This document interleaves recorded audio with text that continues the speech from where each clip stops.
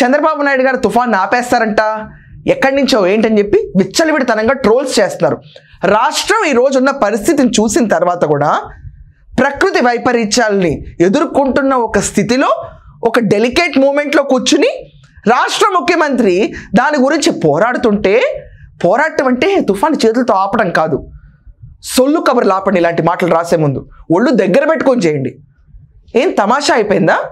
ముఖ్యమంత్రిని తీసుకొచ్చి మీరు ర్యాక్ చేసి టీజ్ చేసి ట్రోల్ కంటెంట్ కింద పెడితే మమ్మల్ని అందరినీ టీజ్ చేసి ర్యాక్ చేసినట్టే. మాకున్న కష్టకాలంలో నీ ఏదో ట్రోల్ ఎవరికి కావాలి? పెడుతున్న ప్రతి ఒక్కరిని అడుగుతున్నాను, వాగే ప్రతి ఒక్క నోరుని అడుగుతున్నాను.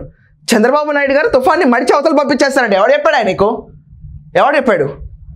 రాష్ట్రంలో ఈరోజు జనాలందరూ తుఫాన్ బాధితులుగా ఉండకూడదు, ఒక ప్రాణం కూడా నష్టపోకూడదని చెప్పి పోలులు పడిపోతాయేమో అని పోల్స్ గురించి చెట్లను ఎక్కడెక్కడ నరకాలి, చెట్లని ఎమ్మెల్యేస్ అందరినీ వాళ్ళ కాన్స్టిట్యువెన్సీలో ఎలా ఉండాలి వాళ్ళని పంపించి కాన్స్టిట్యువెన్సీలో చేస్తుంటే గవర్నమెంట్ మీద చులకనగా ట్రోల్స్ చేస్తా మీమర్ కంటెంట్ ప్రొడ్యూస్ చేస్తున్న ఒక పార్టీగా మిగిలిపోతుంది చివరికి ఇది.